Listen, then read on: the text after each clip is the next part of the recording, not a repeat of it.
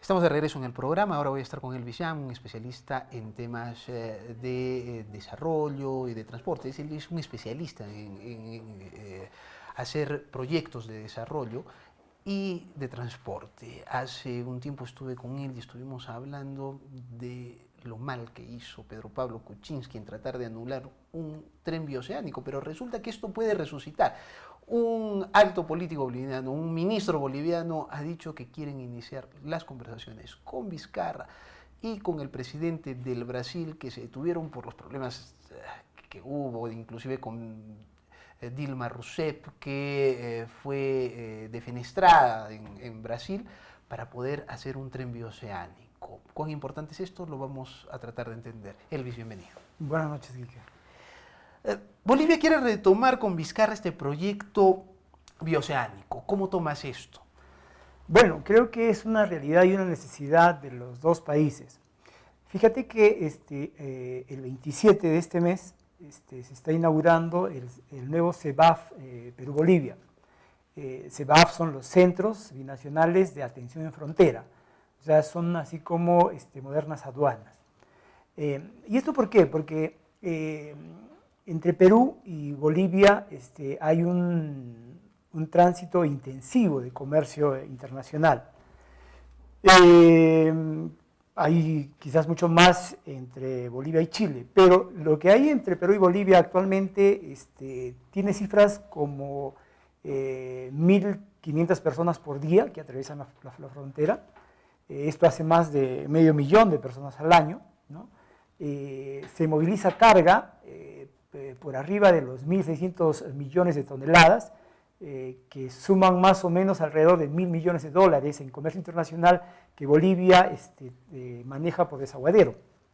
Entonces, Bolivia, como cualquier país del mundo, para su desarrollo tiene que comerciar en el mundo. Y en esa medida ellos necesitan sistemas de transporte que tengan costos que les permitan volverse competitivos y poner sus materias primas en el mercado mundial a mejor precio, y a través de esto pues buscar el desarrollo de su país, ¿no? Estamos hablando de sus minerales, de su soya, de las cosas que exportan en grandes cantidades hacia el Asia-Pacífico. Por supuesto.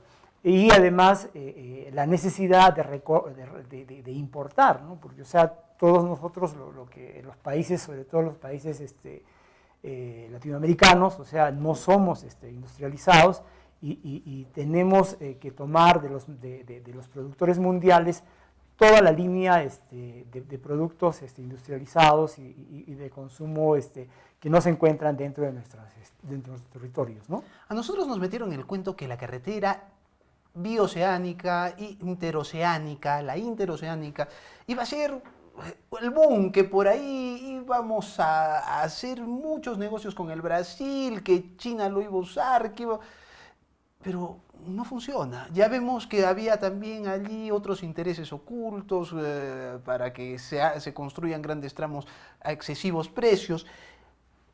¿Un tren bioceánico sí involucraría mejoras en el comercio?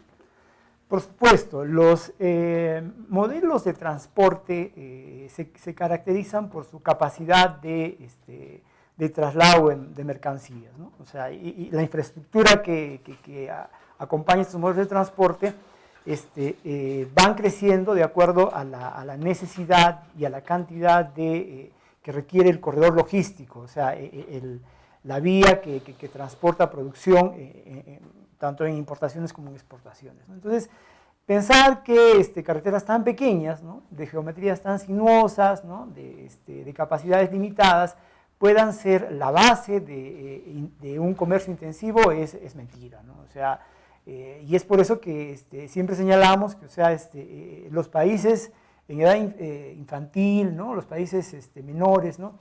Se mueven pues con carreteras, ¿no?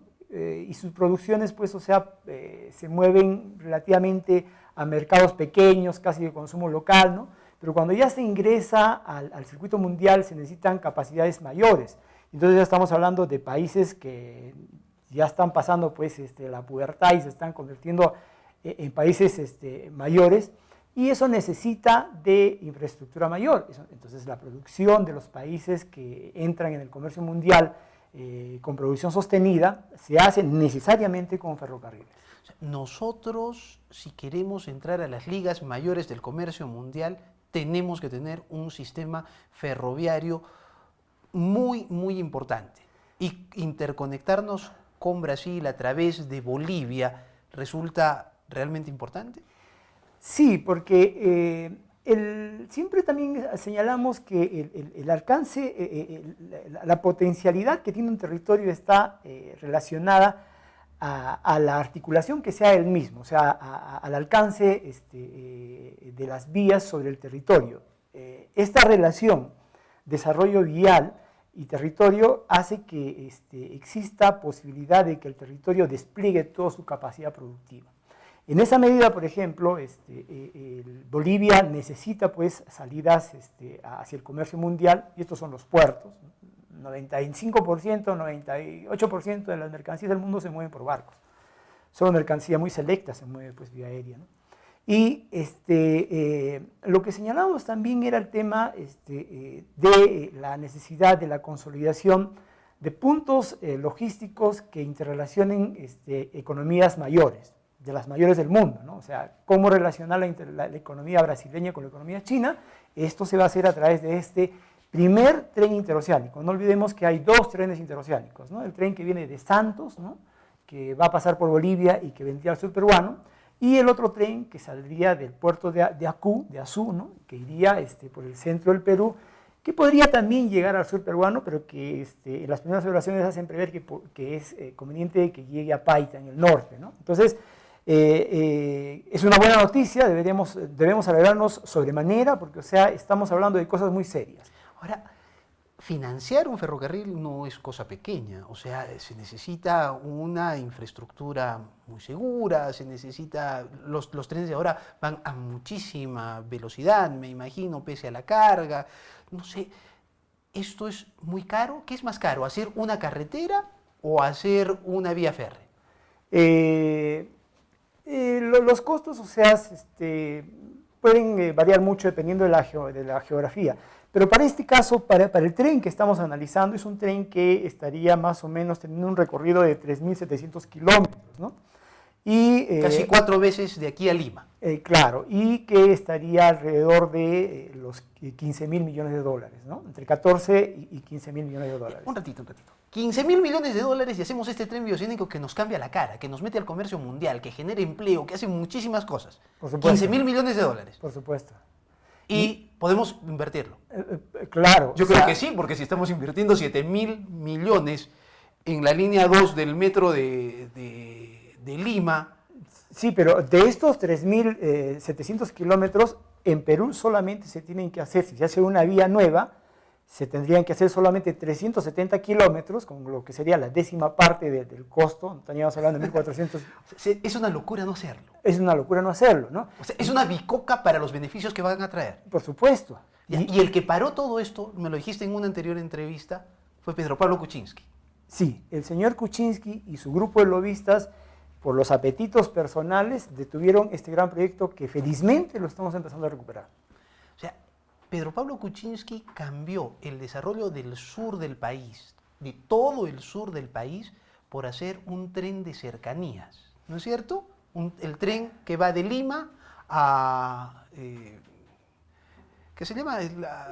Claro, va desde Huacho en el norte hasta Chincha, pasando por Lima en el centro. Ok, por Lima en el centro. Ok. ¿Ese tren de cercanías tiene alguna influencia comercial real de desarrollo? Ninguna, solamente hacer de Lima una ciudad más grande, con más problemas, con más turistización, y lo único de beneficio hubiera sido para Kuczynski y sus amigos, ¿no? Lobistas que querían hacer ciudades satélites utilizando este tren como conexión de transporte principal hacia Lima, ¿no? El tren bioceánico además lo quería hacer China. O sea, no le iba a costar al Perú. No le va a costar al Perú. No le iba a costar al Perú. No le va a costar al Perú. Y en su primer viaje, Pedro Pablo Kuczynski llega a China y les dice, no hagan ese tren, háganme el otro. Por supuesto. Ese es el acto de cobardía en contra del Perú más grave que se ha visto en los últimos tiempos de la historia peruana. Eso es peor que haber asesorado a Odebrecht. Es muchísimo más grave, muchísimo más grave. Nos vamos a una pausa. Estoy con Elvis Yam, estamos analizando el tren bioceánico que Bolivia quiere impulsar y que ahora podría salir porque Pedro Pablo Kuczynski ya no está en el gobierno y está Vizcarra. Vamos a seguir analizándolo tras la pausa.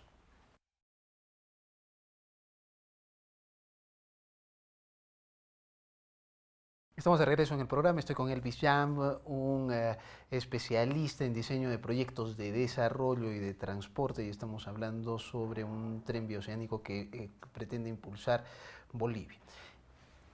Quedemos claros otra vez, este tren bioceánico que cambia completamente el rostro del Perú, del sur del Perú, que nos une con Brasil, que permite exportaciones, que Bolivia traiga la carga por aquí, que China mande carga hacia Bolivia y hacia el Brasil. No nos iba a costar nada, pero Pedro Pablo Kuczynski no quiso hacerlo y lo cambió por un tren de cercanías por cuestiones que no se comprenden, que deben ser un lobby, ¿no es cierto? Correcto. Si nosotros hacemos este tren bioceánico, que me imagino va a terminar en el puerto de Matarani,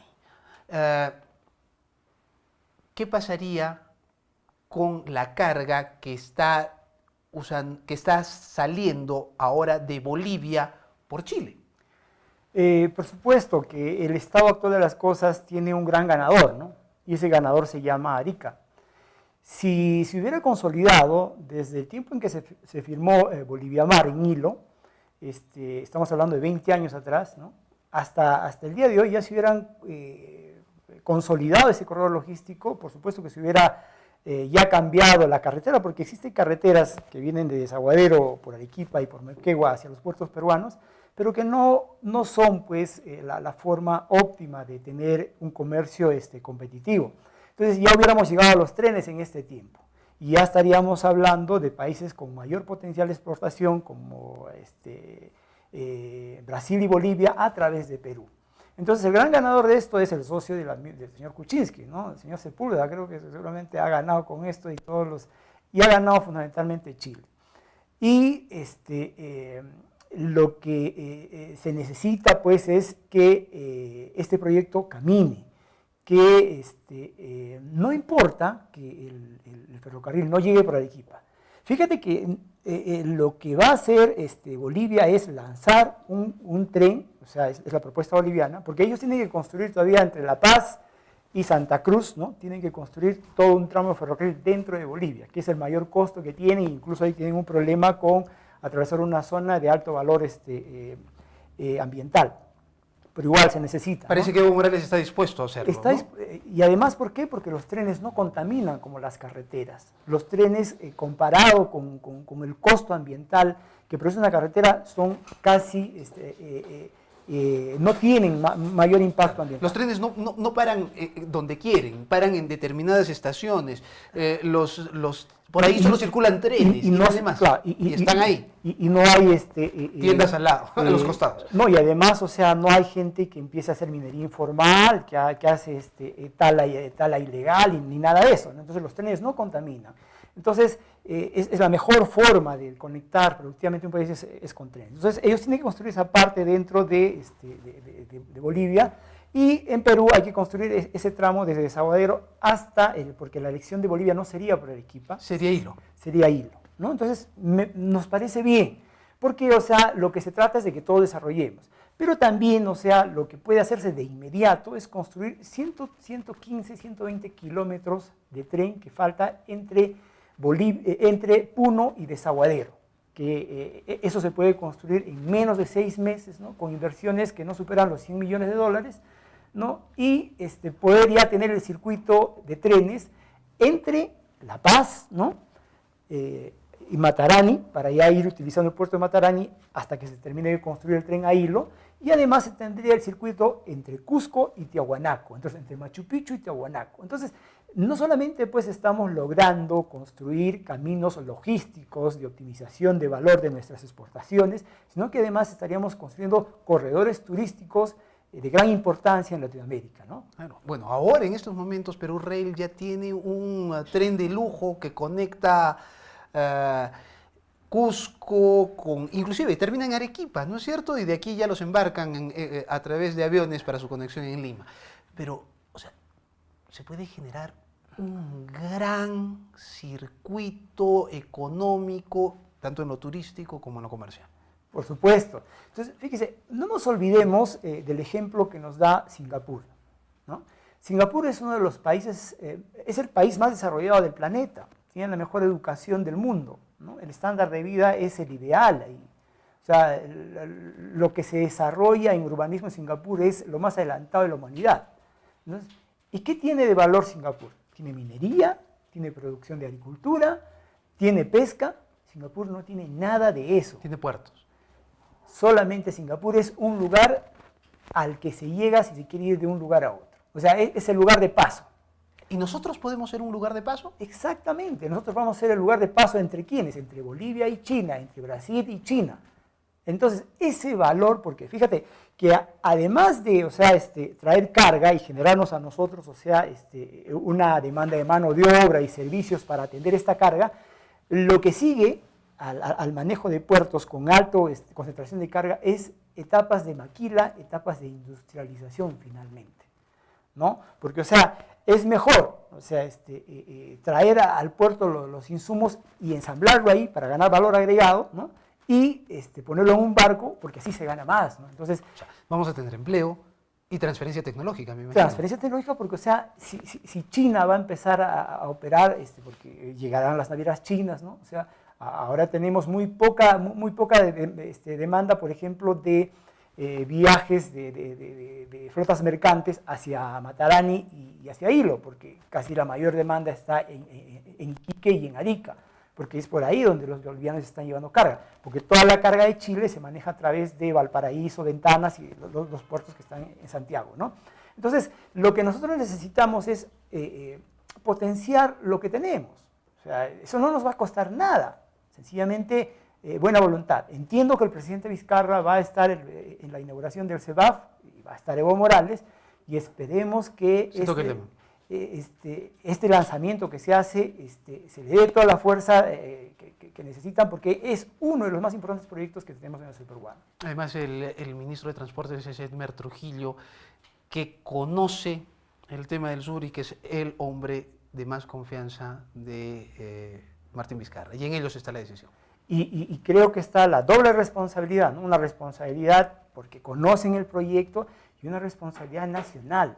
Acuérdense que estábamos comentando y criticando arduamente que este es un país sin proyectos nacionales, sin sentido, sin ruta, ¿no? Entonces decíamos que no se trata de tener agua y desagüe sencillamente como un objetivo nacional. ¿Agua y desagüe para qué? No se trata de ir al colegio o a la universidad por ir, se trata porque uno tiene un proyecto de vida. Entonces no se trata de sencillamente sostenernos en buenas condiciones, sino hacia dónde enrumbamos. Y el sur puede enrumbar como uno de los corredores logísticos más importantes del continente y aparecer en el mundo del comercio internacional. Gracias, Elvis. El tiempo nos ha ganado. Elvis Yang, un especialista en diseño de proyectos de desarrollo. Gracias por habernos acompañado. Nos reencontramos mañana.